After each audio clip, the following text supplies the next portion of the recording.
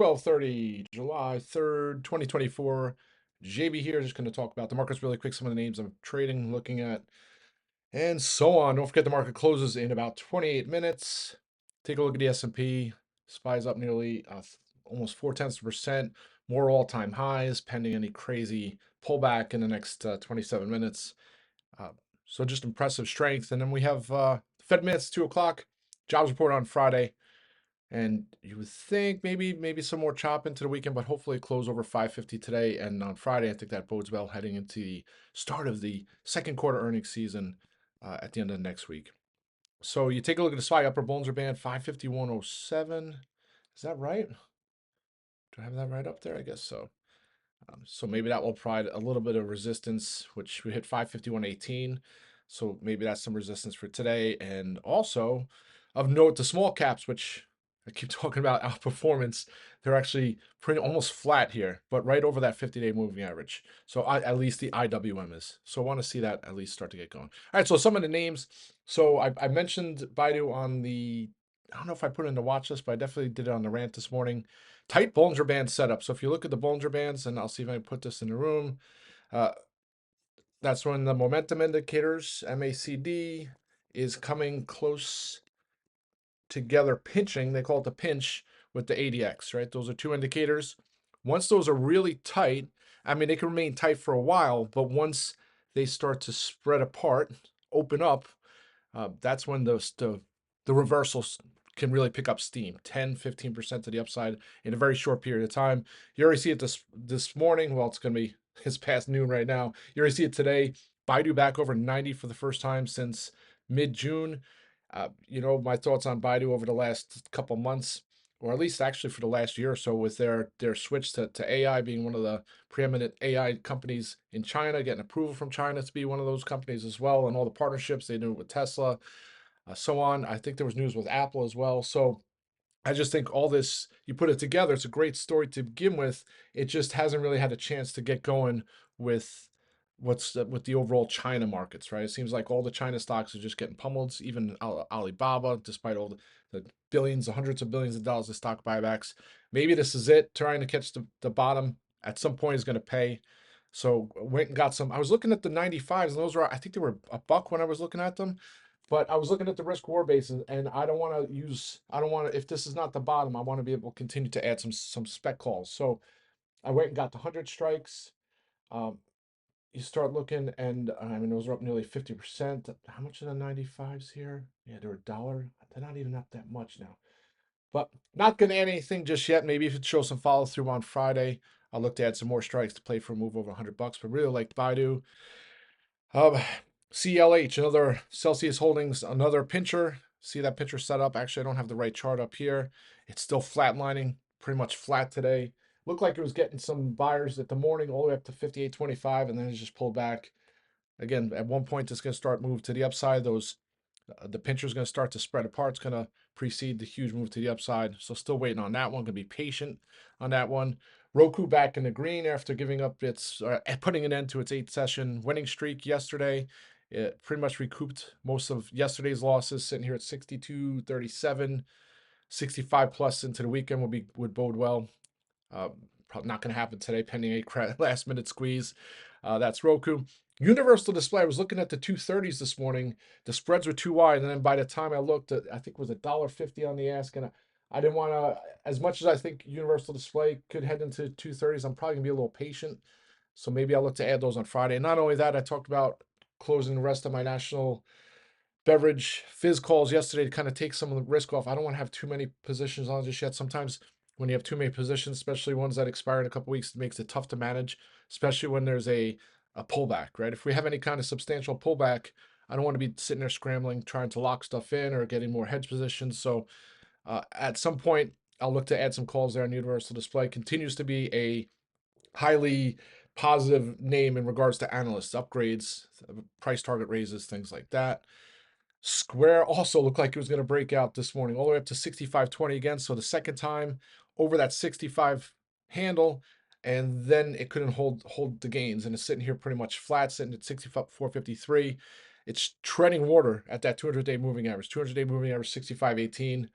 similar to all these other names. Once that starts to get going, I think it's $70. 67.50 is the 50-day moving average. So that's probably the first target, and then I think into the 70s. I'll continue to be patient on that one.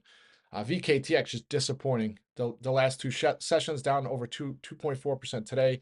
Back at that 50 handle. I think there was news out earlier today around some eye affliction related to GLP-1 drugs that cause blindness. It seems like every week there's a new, either a good thing for GLP-1 drugs or some kind of negative. And a lot of times the negative, it's like these stories, oh, heart attacks or intestinal issues, hospital ER visits, and it's similar to what I use the comparison with Tesla. When Tesla has, the hundreds of thousands of cars on the road and all millions, hundreds of millions, I don't even know what the number is now, billions of miles driven, and then the one accident with a battery goes on fire. It's all over FinTwit, like, oh my gosh, Tesla's done, right?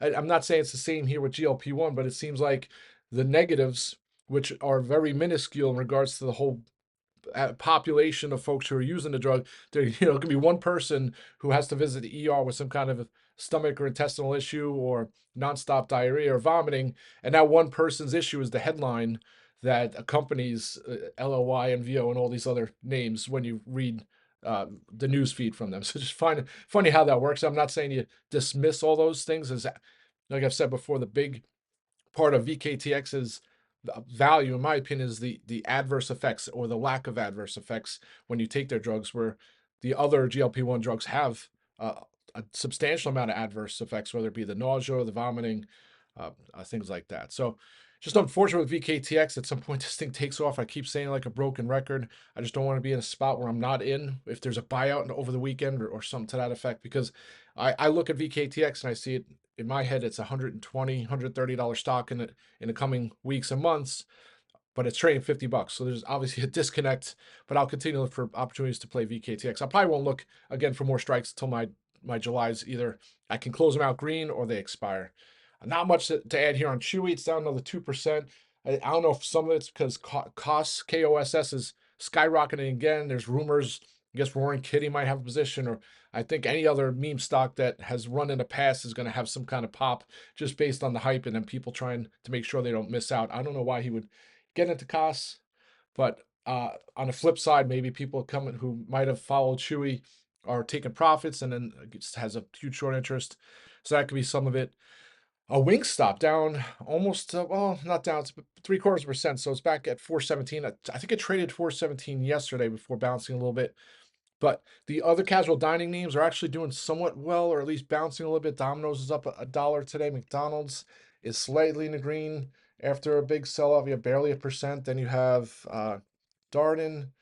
Well, that's down 1%. Shake Shack is one I've been looking at.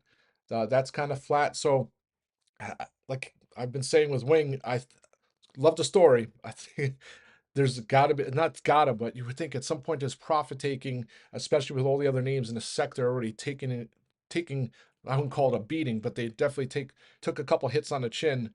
Uh, $400 maybe in the coming days. Have plenty of time on the July puts, and not only that, they offer a great hedge. So if the market does have a pullback of any substance, then those puts will offer at least some protection or a way of offsetting losses.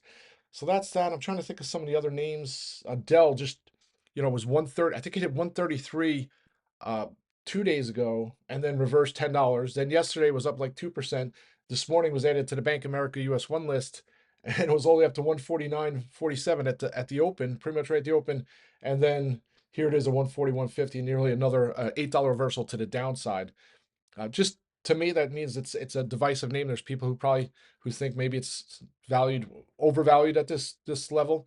Then there's folks who probably like me and who's in my band camp. My thought process where they think it's 180, $200 in the coming months. At some point, this will resolve. So, my thoughts to the upside. Oh yeah, last but not least is Reddit. So I still have those spec calls. They expire on Friday. I talk about the IPO smash up, and Reddit was volatile in the red this morning, traded back into the green just before. I probably won't trade it past the weeklies unless it really spikes Friday and I can lock some calls in for profits and then roll those into next week. but the premiums are somewhat holding up considering my calls are $7 out of money and they're, I don't know, down 30% or so, which on a weekly spec call, that's pretty good for the move or the lack of the move that it's had so far. I thought it'd be continuation today, but if it holds here, there's 18 minutes to the close. Could be one of those names that spikes on Friday. Yeah, and I think that's it. I'm trying to think of some of the other names. Wing. Oh, Square. Oh, did I talk about Square? I talked about Square right though. I haven't talked about HPQ and Turn. I mean, those are just names. There's not much to talk about. HPQ's pretty much done nothing since that bull flag that was setting up just didn't pan out. And you take a look at the candles on HPQ, and it's pretty lackluster. Let's see if I can get the chart on HPQ. Yeah. I mean, look at that. It's those candles, and you call those doji candles. The highs, the stock is closing right in the middle between the high and the low of the day, and doji candles is, I would guess, technically speaking, indecisiveness. So right now it's a battle of the bulls and the bears. One of these folks are gonna they're gonna run out of, either the bulls are gonna run out of ammo or the bears are gonna continue to sell, right? And so if one of those happens, then we'll have some kind of resolution. Of course, my thought is always to the upside on HBQ. I think that's it. So yeah, have a great afternoon, folks. Again, markets close in 60 minutes. Have a happy 4th of July for those who are in the US. And yeah, I'll be back on the audio Friday morning. Rock and roll.